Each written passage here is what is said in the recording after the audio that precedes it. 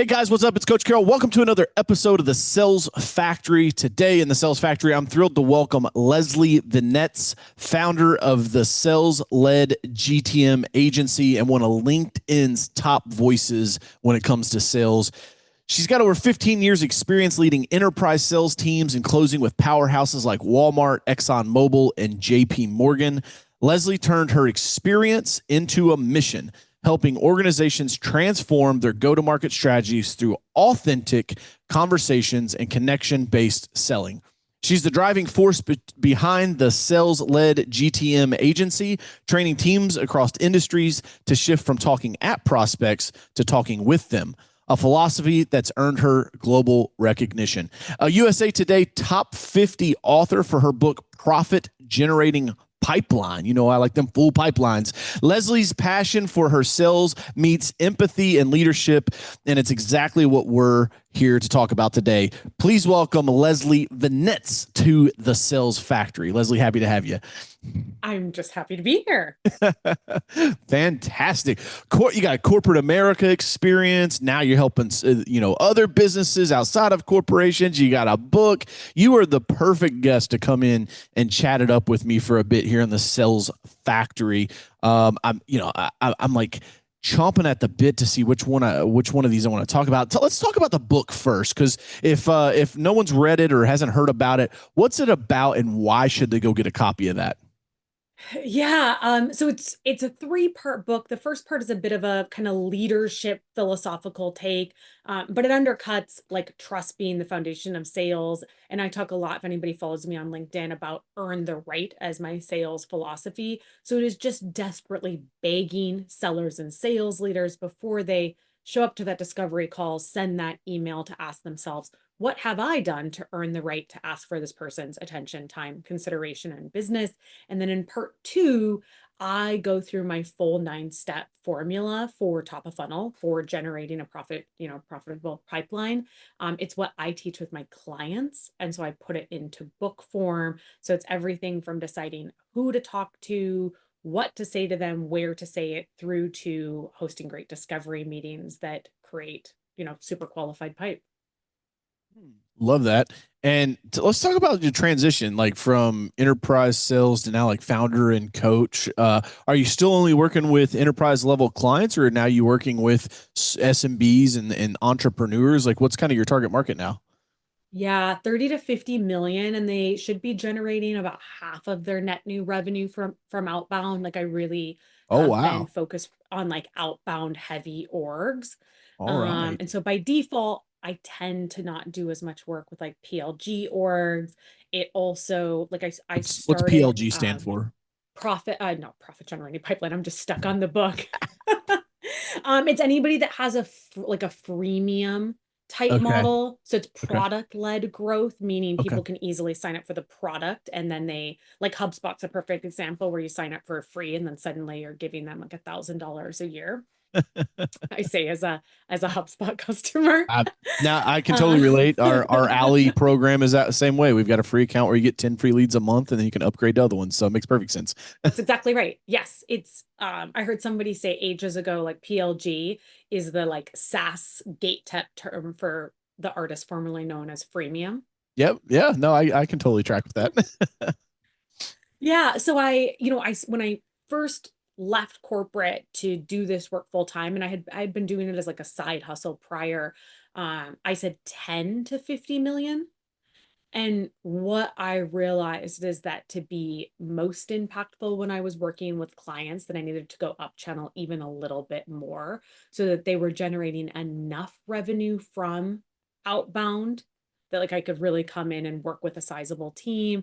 I'm also finding that they are more likely to still be running full cycle sales AE motions, not just a SDR to AE alignment. And I do love working with a full cycle sales team. break So break that down for us. yeah, You'll notice in this podcast I love just double clicking, because I got everybody from guys that run $10 million insurance books of business down to the dude that's 13 years old, just started his lawn care business. So we're oh, trying to help cool. everybody. Oh my God, cool. Okay. So I grew up as a full cycle AE, and all that means is that you are responsible for everything from prospecting, like deciding who to reach out to, finding their contact information, making that contact, setting the meeting, running the entire sales cycle, and closing them. Oh, wow. Okay. And so, right? So I think that that's, if we look at most traditional sales jobs, that's what most of us are doing. Like if you're in real estate, that's what Or you're full doing. You're cycle fine, like, AE. right? Yeah. You're full Yeah. cycle. Yeah. If you're working even at like a car dealership, like you are taking it from hello through to close. So I think most sales professionals are full cycle sales reps. I think it's the purest form of a sales job. Okay. And because that's the environment I grew up in before I later in my career switched to SaaS, which is very likely to have an SDR AE alignment, meaning one Yep. person that sets the meetings and then one person that takes the meetings and runs the sales cycle. I serve both, but I do have a soft spot for the full cycle AE role. Which one do you think is more effective? I think it depends on your price point and Hmm. how big your total addressable market is, or like how many people you can go after. Okay. If you have a really small total addressable market, you really do not want to have SDRs, in my opinion, because like that you if you only have 500 total accounts that you can sell to, you don't need an SDR. Like you don't Right. need somebody trying to do kind of a volume play to get meetings. You need somebody that can be really thoughtful and strategic about all of the outreach. And then like if I was the customer buying something at like a very high price point, I wouldn't want to feel like I was constantly getting handed off, right? Like I would really Right. want to feel like somebody, the same person was taking me through that entire process. So To build that I think in relationship. that 100%. So I think in that, like if it is a small account group or if it's a high price point, I really prefer to only see full cycle AE. If it's more transactional, maybe a larger group, the SDR AE alignment makes a ton of sense. And then there's a huge amount of nuance for everybody in between. Yeah, I love that. Cool. Sorry, I love squirreling off on paths and just like double clicking. So I don't know why I apologize. I shouldn't I'm a apologize because fan. it No, makes for great content for my it audience. makes for But great content. And I think if I was like a meme, I would be Doug the dog from the movie Up when he sees the squirrel. So yeah, I'm with you on that. I'm like, oh, a rabbit hole we can go down. Let's do it. I love that. If I was a meme, that should be a t-shirt. Let's talk about authenticity because oftentimes when I'm speaking on stage or I'm talking to entrepreneurs and I'm talking to them about building a brand, a lot of times I see the biggest problem is they're unwilling to draw their line in the sand, meaning like sometimes like if you believe something, it's okay for you to put that out there, right? Unless your brand is like, hey, I'm the Mm. Green Party, so I'll never talk politics. Fine, that's your line in the sand, right? You'll never go over there, so you stay over here. But I also think that it's super important in a world of social media clicks and likes and follows that oftentimes authenticity can maybe go by the wayside because I see grown ass men still acting like they're in high school, right? They're afraid of what people in the cafeteria are going to say about them. Talk to us about authenticity in sales because honestly, I think that's one of my biggest superpowers. Is like I am who I am. You get who you get, and if you don't like it, that's totally okay with me too. How do you see that playing into sales and the greater picture of the people that you work with? Yeah, authenticity in sales. Such an important question. And I don't think that we're the only two asking about it, thinking about it. What I know to be true is that masking, that pretending to be somebody other than exactly who you are is freaking exhausting. Right. Like authenticity, while it can be scary, and certainly while you have to like I think be thoughtful about how you navigate how much of yourself you want to put out in the world as you're finding your voice, um it like that's a challenge, but like at the end of the day authenticity takes less emotional and mental work, so I encourage everybody to like find their voice and go that route. Here's a couple of other things I know. Like in corporate, you do not always have the privilege of being authentic, both in the workplace and definitely even on your personal social medias. So there is a point to be made that like, sure, be authentic, but if you like need this job to pay the mortgage, Right. like like maybe just don't go like whole hog Yeah, I today. agree. I also think that something that people get really wrong about authenticity is that they think authenticity is the same as oversharing. And that's like dead wrong. Authenticity and oversharing are not the same thing. Like, I don't care what you had for dinner unless you're like writing a cookbook or you're like cooking your way through French classics. Like, unless there's a reason that you're telling me what you had for dinner and it's giving me this opportunity to see like behind the curtains and connect with you. Like, don't just post your weird ass dinner on LinkedIn. That's not authenticity. That's just like meaningless content. Mm. And then the last thing I would say is that as a founder, I have stepped more into my values than I ever would have felt comfortable doing in corporate America. I can believe Um, that. yeah, and it has, though, to your point, like it has cost me deals, it has cost me business. But like I'm 10 toes down Yeah, on the it's the best things way to that be. I believe. Yeah. And tell me how you feel about this, but like if somebody is so opposed to my values, like the things that I deeply believe to be true and important in my heart of hearts, I don't want their money anyways. Like that's not the right person for me to be working with. Yeah, I would say this is something that has definitely cost me money. But this is also why I say since I was 18 years old, I'm completely unemployable. Is that for me, I am very much like through and through an entrepreneur, meaning I don't like structure. I don't like authority. I don't like being told what I can and can't do. And on the premise of that, I'm very open about what I believe in. And for me, it's cost me money. You would think like, oh, this guy's, maybe he's a little more conservative. He thinks smaller government. He likes his guns, and he brags about his wife being hot. Like people on the left would like, listen, I've called Trump a sellout when the big beautiful bill went through, right? Made a post about that, and I lost a client that was like, I don't like how you're talking about our president. I was like, well, what did I say that upset you? Because one of the things I learned from Hank Norman, who was one of my media coaches early on, was it's okay to create polarizing content as long as you then do something with it, right? Because if on social Mm, media you're going to make a splash to get a reaction, don't be upset when the reaction happens. Have a plan for it, right? And so, for instance, here, a few months ago, we lost a client because of it because I made the post, and she said, "I don't like what you said." And I said, "Well, I'm sorry. What exactly was it that I said that made you upset?" She was like, "Well, I don't want to talk about it." It's like, okay, well, then let's just be mad to be mad, I guess, right? And so for me, I very much agree with you that, Leslie, if someone doesn't align with my values, if they are going to get upset with me very easily, I'm okay if they find somebody else to work with.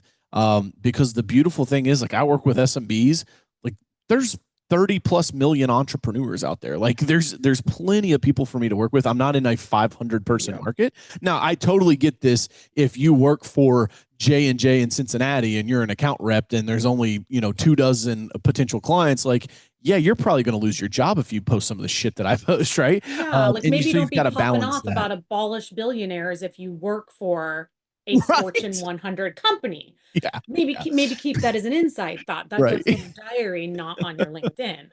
Yeah, absolutely. And again, oftentimes I kind of align with the strategy of like, at least now you know me. Because I tell small businesses all the time, they think they've got a world of problems. Their biggest problem most of the time is not enough people know who they are and what they sell.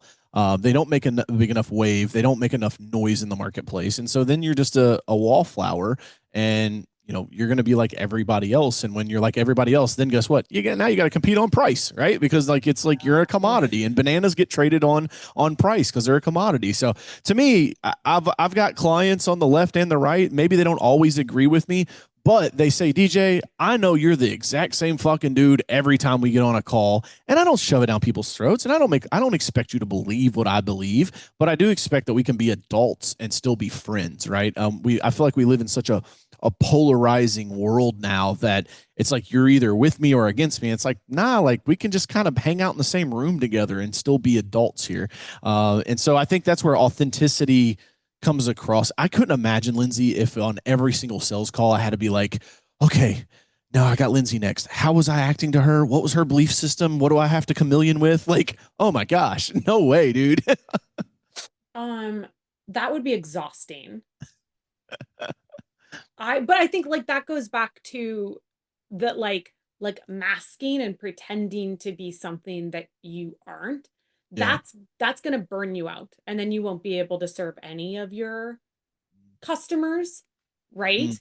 And I think one of the blessings of being an entrepreneur is that we don't need to close every single, right? Like we're not being assigned a set of accounts by our boss, and they're like, you need to work through this set of 500 accounts, and if you don't close at least this percentage, I'm going to put you on a pit. Like I Mm. feel extraordinarily confident that there are enough people out there that I want to work with, that see my views, that still want to work with me, that there's just enough counts. And like if I'm being totally honest, there are people that I absolutely would not work with. Like there are people that post content and I unfollow them because I don't want to see it. I don't need them to see my content and benefit. Like there are Yeah. people that I'm like, nope, we're too far apart. I don't owe you space in my life. I don't owe you space on my social media. That is not my responsibility to you.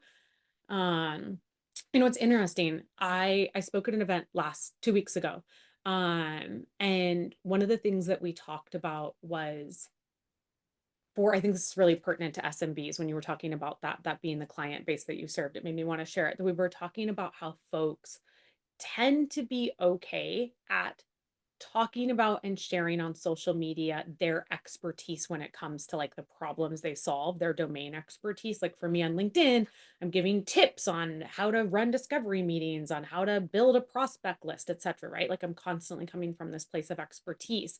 And that tells people that you have a point of view, that you can solve problems, but that does not tell people whether or not they would want to work with you.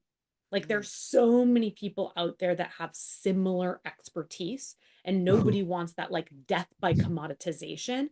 And so the only way we can really stand out in this crowded market is by being very truly and honestly ourselves, that people see our content and they're like, he seems like a cool dude. Like let's see what his take is on this.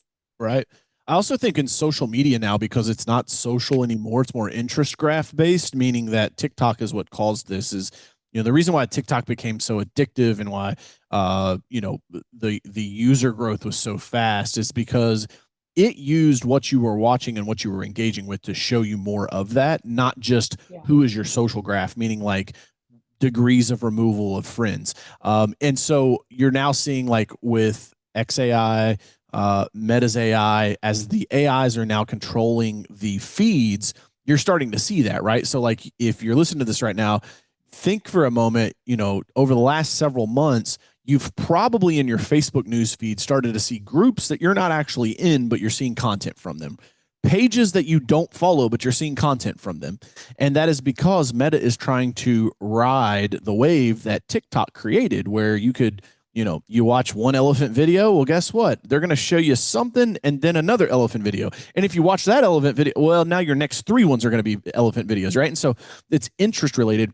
So I actually think it's beneficial for small businesses to expand on the content that you post other than just like, this is what I do and why I'm so good at it. Like, for me, I guess I'll pivot off of your like food comment. Like, I don't care what you have for dinner. I do if it's standoutish, right? Like if you eat your steak well done or like blue, right? Like, okay, most people eat it medium well. Like that's not going to stand out. But if you're like crazy and you eat it like a piece of leather, or if you like you eat it where it's like not cooked at all, and then you ask your audience, how do you eat your, like, watch what'll happen. They'll start arguing in the comments on like what's better than, and now you're just getting free impressions, right? It's like free advertising. And so for me, like I think, being able to expand on content and share things that are of interest to you. And the other thing is like, I think people want to follow people that are interesting. You want to get interest in your brand, be an interesting brand. Yeah. If you know, Leslie, if you were just posting the same thing about, like, if all you did was just post about discovery meetings, like, sure, that might help you get found, but like, I think you're probably posting about more than just that, right? Like maybe there's a story or something that you share that would make you stand out. And which, by the way, a little segue here. I am curious, what was the biggest lesson that you learned? You know, we kind of talked about full cycle AEs, but like, what's maybe one of the biggest lessons you learned from working with those like SDR AE team models? Because like we run like that, we didn't used to. Dan Martell and SaaS Academy has kind of changed our way of looking at that and saying, okay, we need to run more SDRs and AEs. So I'm curious, like, what's your biggest lesson maybe that you've taken away from working with SDRs and AEs? Biggest lesson from working with SDR AE alignment orgs is that you need to have an extraordinary clear qualifying criteria. Ooh. It's so rare. Like I go into these organizations and I'm like, oh, like it's twofold. One, I go into these organizations and I'm like, okay, who's your ICP? And they're like, anybody that's a director level or above in finance in these 7 industries. And I'm like, that's not an ICP. That's like your entire like sales Yeah. obtainable market.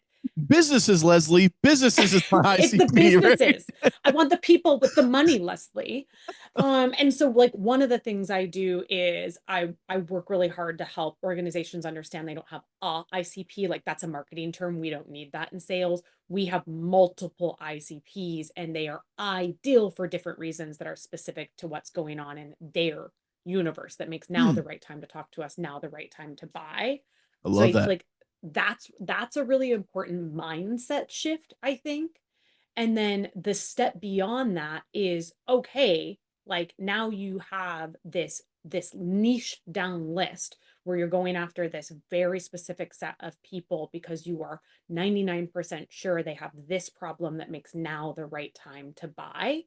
And then you still need to make sure that your SDRs and your AEs have crystal clear expectations about what a good lead looks like. Because what never works is organizations that don't have that and then also give AEs the ability to just reject the meetings that SDRs put in their calendar, that there's not that like completely objective criteria. And it creates tension, it wastes time, it creates confusion, it pisses off prospects. So it'd So just be it's like, it would just be qualifying criteria, subjective to the AE, like if they wanted to take the call or not. literally. That's crazy. I can't even believe that exists. If you would have asked me if I think there's any organizations that do that, I'd be like, no, like that's nuts. A shocking, but like here's the thing though, they often don't realize it because you'll ask them, do you have an ICP? They say yes. You ask them, do they have a qualifying criteria? They say yes. And Mm, then you dig in and they're like, well, our qualifying criteria is BANT. And then you're like, okay, but more specifically, like, what does that mean? What is the right timeline? And then like the AE thinks it's in the next 3 months, the SDR thinks it's in the next year. do The you AE, mind? Do you right? mind Like, yeah, go breaking? ahead. Can you break down Bant for my audience? Yeah. So it's a I don't even know how old it is, like many decades old Yeah. sales qualifying criteria. I think it got popularized by IBM in like the 70s Oh maybe. gosh. But it is like budget, authority, needs, timing. And so if you are BANT qualifying a prospect, it means if you were an SDR before you put the introductory meeting in the AE's calendar, you would need to confirm that they have the budget to spend on what you're selling, that they have the authority to make the purchase, they have the need, like there's a product market fit, and then it's something, the timing, it's something that they're interested in thinking about purchasing now rather than down the line. But even within that, and I'm not even totally anti-BANT, but like what specifically does timeline mean? What Right. specifically does authority mean? Is authority that they influence their decision, or are they the ultimate decision maker signing the check? So there's just that lack of clarity, and people kind of Yeah. like slap terms or slap qualifying criteria onto their team's activities without really taking the time to build like a strategy and repeatable processes around it that provide the clarity that those SDRs and AEs need to work together best. It just doesn't doesn't ever end well. Yeah, it's, I mean, to me, I've had to learn these things over time. I think it's like coming from the blue collar space. Like I started my audience knows this. I started my first business my senior year of high school, turned down 8 football scholarships, started mowing grass. My parents thought I was crazy. I grew that to 3 million and sold it. Being a local service business, I still have a power washing and window cleaning business, operates in the Midwest and Southeast. Um, when you're a local service business and you service residential and commercial customers, like an ICP is really not that important, right? It's like, hey, will you pay our minimum price? Like we have a minimum trip charge. Above and beyond that, as long as we can do the service, like you're our customer.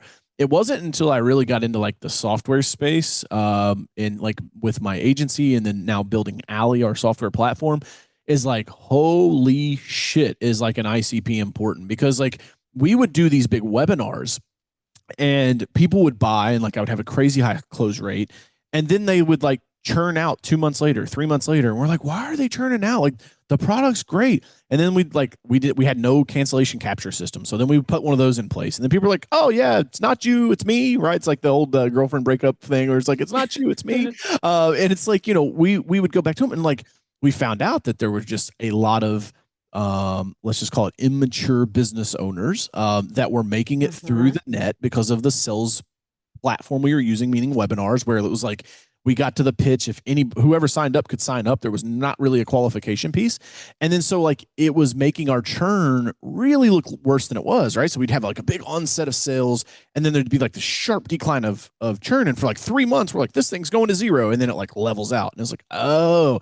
And so we had to like go through these processes and learnings. And so if you're one of my listeners and you're in the blue collar space and you're like, what the fuck is an ICP? What is all this? Like some of this is very much for bigger organizations or for tech related things. Like if you're like a lawn care guy, like yes, fucking take every customer you can, because then later on down the road, you can raise your prices and then you'll start filtering out your bad customers. And I think it's important that I give my listeners that context, Leslie, because oftentimes some of these things, I'm seeing this a lot with like managerial stuff, because you hear about EOS and things like that.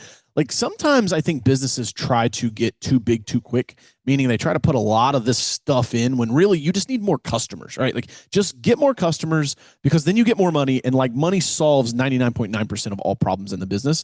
Am I off track there? I'd love to hear your take No, or no, no. input on that. You're totally right. Two ways to think about it.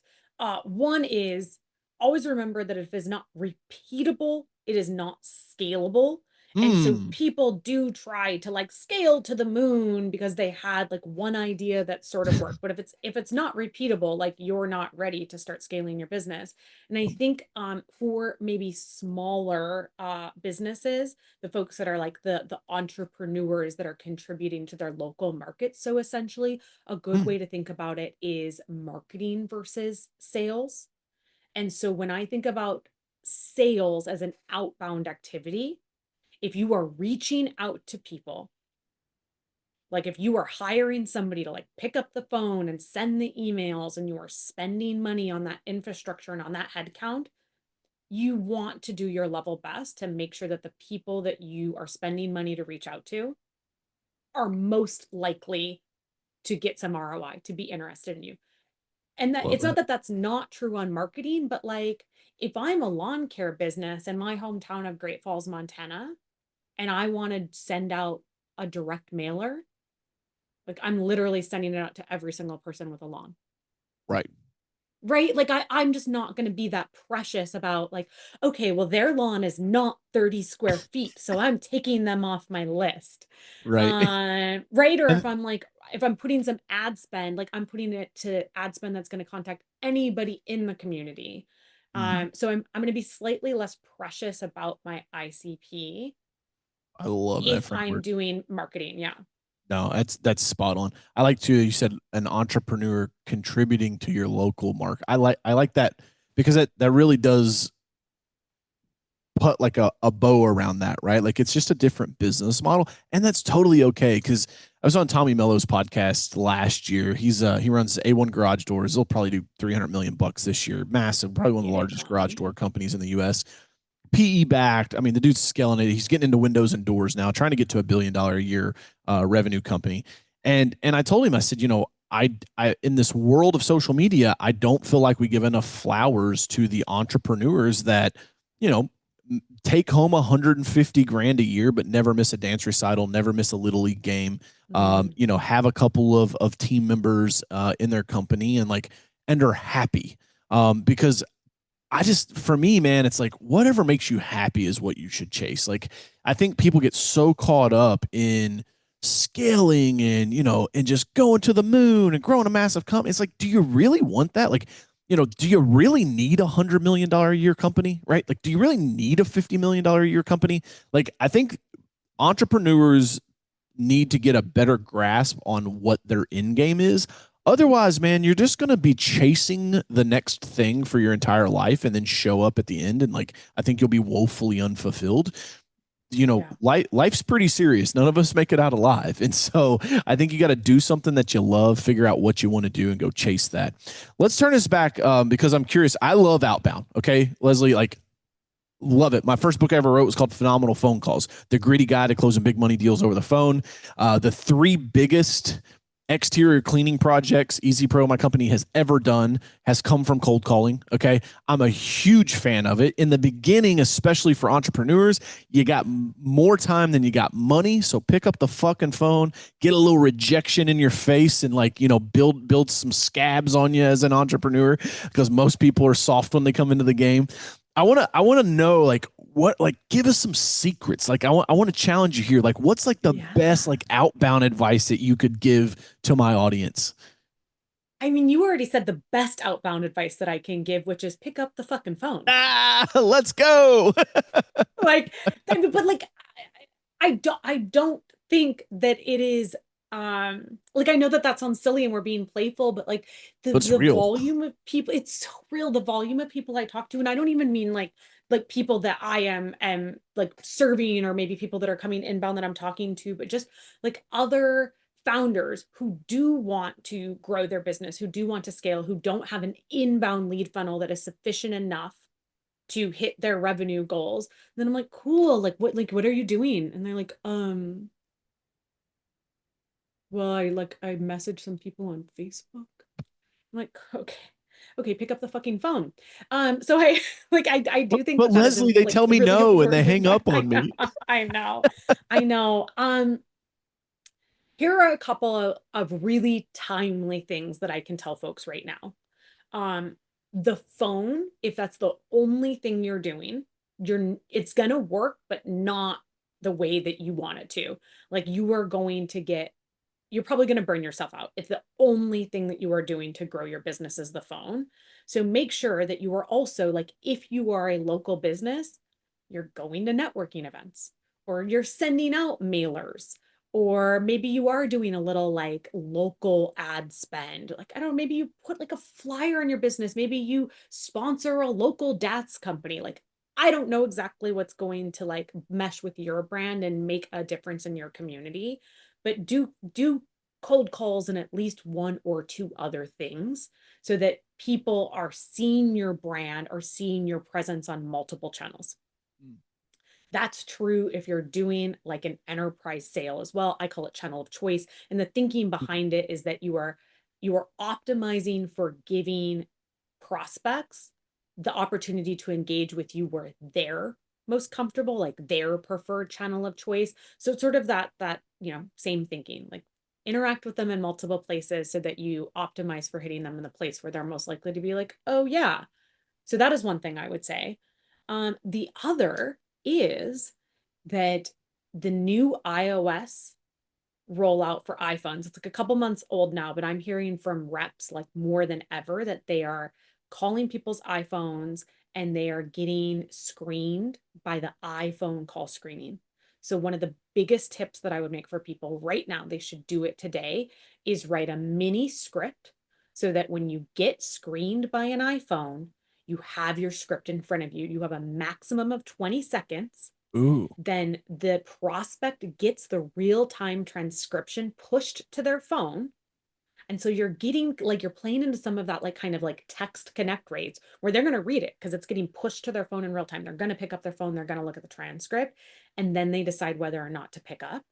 Hmm. So even if they don't pick up, it's still this incredible opportunity to like get something said in that transcript, but you got to keep it tight. Like you have a maximum 20 seconds. You can't be like, oh, hey, DJ, it's Leslie over at like lead with some social proof, lead with some relevance, tell them exactly why they should take the time to chat with you. But if you don't already have a script for that, like if you're already prepared for that, do that today. Yeah, love that. Love that so much.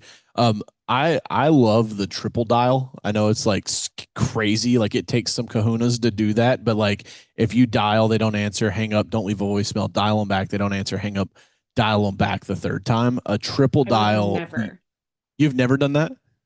I would never do that. I did it like when I was Oh, in my 20s and I was a deeply unhinged person. yeah, I'm But hungry out here, Leslie. now I don't, absolutely not. Maybe my Okay. anxiety is just too high, DJ, but No, let's hear it. if somebody double taps me, let alone triple taps me, I'd be like, who's dead? Who's died?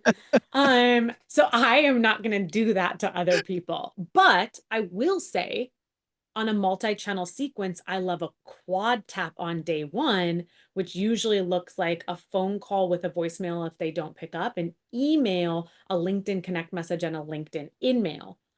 So I'm not above All like on day one. a See now, like head. I'm gonna say you're going stalker status on that one. So it's like you hit me on all. But I'm, I I'm think, joking because I think massive action is severely underrated, and I think it's easier to break through the noise now than it's ever been because the sales gusto just continues to fall off, right? Like as more of these Gen Zers, like I'm a millennial, but like as you get, and now it's like these like people are so introverted because they just live on their phones all day and they don't talk to people.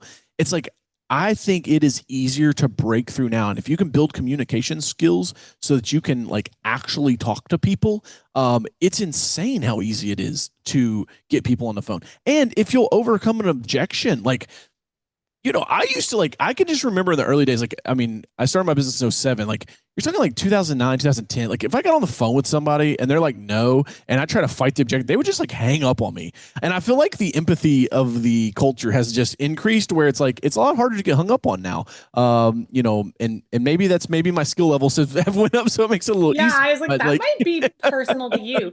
But I would guess that you've gotten a lot better at like reading the room, asking the right question, like mirroring their personality.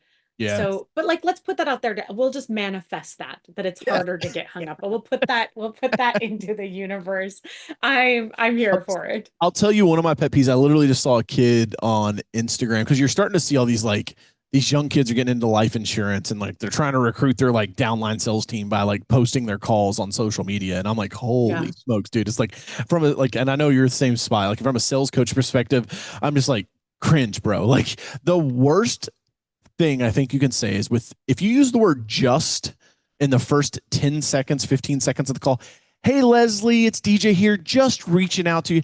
Hey, just wanted to follow up with you. Just You checking in. just check it. You lose all of your power because now you sound super unimportant. It's just right. It like diminishes everything. And so, for those of you that are taking notes on this episode, because there's been some nuggets, write that one down as well. So, Liz, I knew this was going to happen. I'm like, anytime I get somebody that's like straight sales on my podcast, I'm like, this could have been a 3-hour Joe Rogan episode, really easy. Let's talk about go to market agency, GTM, which is what go to market. Break that down first. Let's talk about go to market for those that are listening that don't understand what Yeah. that is. GTM is just a really fancy way of saying deciding how to reach out to prospects.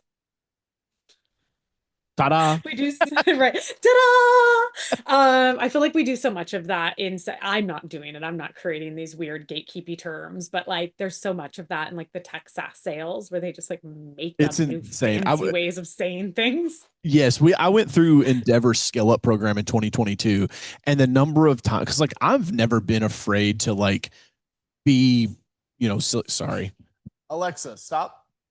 It's telling me my next episode's coming up. Alexa's like, I want to be a part of Yeah. it. I remember going through Endeavor Scale Up program, and it was like product led growth, go to market strategy. And it was like the first time I was hearing all these tech stuff because I come from a blue collar background. And I'm like, the number of times I stopped like training calls where I was like, hey, what's that acronym mean? I fly airplanes. I thought we had a lot of acronyms. Like, no, the tech world has a lot of acronyms. So now that we know that that's go to market, what is your strategy to get out there into the world? Talk about like what you do if by chance, someone that's in your market is listening. What's the GTM agency, and how did you decide to do that after leaving corporate America? Yeah, I will hype myself up. But first, I just want to say for anybody that is thinking about trying to break into tech sales, it was extraordinarily difficult for me to break into tech sales, not because I wasn't extremely qualified. And it turns out when I got there, a hell of a lot better than most of the people around me, but Love that. I did not speak their language. So if Mm, you are trying to break into tech sales and maybe you are finding it difficult because you just simply don't know all the terms, like you can't speak that insider language, take a course, ask ChatGPT to make you a list of like SaaS sales terms. love that. That will make such a difference in the quality of your conversations, the amount of interviews you're getting, and even like how you format your resume. So please, I took so many L's before I learned that. So please leapfrog forward based on where I struggled previously. But yes, the sales led go-to-market agency. So working with predominantly 30 to $50 million orgs that generate a lot of their net new revenue from outbound. And like the things that I am primarily hearing right now are, we used to get a ton of inbound leads and now we just don't. So we need to either like stand up outbound so that it really performs, or we need to like do something better with our outbound, because like we can't just be losing revenue and we're not filling our pipeline with inbound leads anymore. Mm. Or I get a ton of customers who have just gone through an M&A activity, Oh, and it's okay. this amazing opportunity to be like, have the like what got us here won't get us there mindset. Yep. And so they just want to level set and like create a fresh strategy with nice new repeatable processes, and then enable both like the mindsets and the skill sets of their team so that they can execute on those processes. So those are the two big reasons that I see people coming to me, which is really, really fun because it's a lot of the mindset of, I realize that we now have an opportunity because of how the market has shifted, or because of how our organization has shifted, to create a fresh new outbound strategy that is much more buyer focused so that we can generate that profitable pipeline. I love it. I love it. Where can people get your book if they want to grab that? Yeah, get the book. Woo! Salesledgtm.com/book. Go there. It's like available on every e-commerce platform. But if you go there, I have a step 2 and you can get some like free stuff and we can stay in touch. And then I live on LinkedIn. So I'm on LinkedIn. I post every day at Leslie Venetz. And wait, did we first connect on TikTok? Is that the first place that we became friends? I couldn't tell you. I have a whole social media team and a whole team that runs my bookings, Leslie. So I think we might maybe. have. Well, if Okay. other people want to be friends on TikTok, I'm there as well at Sales Tips Talk. I love it. I honestly, admittedly, being in the social media space, I try to stay off of TikTok just because Smart. I know how good their algorithm is, and Oh like my God, it will so addictive. suck you in, man. It will suck you in. It's So, crazy. I even try to reset my algorithm, like every once in a while I'll reset it. And it is terrifying and shocking, but also a little bit delightful how quickly it relearns that I really like to see videos of raccoons. hey, I got a feeling, Leslie, there's worse things you could be watching on TikTok. So Fair you're, play, fair you're gonna play. you're gonna be okay. Well, I can't thank you enough for coming to the Sales Factory. It went too fast. Lots of good information, plenty of nuggets, plenty of wisdom. Guys, if you haven't yet done it, please subscribe, leave a review to the podcast. It helps me get in front of more entrepreneurs so that we can help more people. And go follow Leslie on LinkedIn and check out her TikToks and grab the book. Leslie, thank you so much for being a guest today in the Sales Factory. Thank you so much. All right, guys. We'll see you in the next one. Hustle, it's worth it.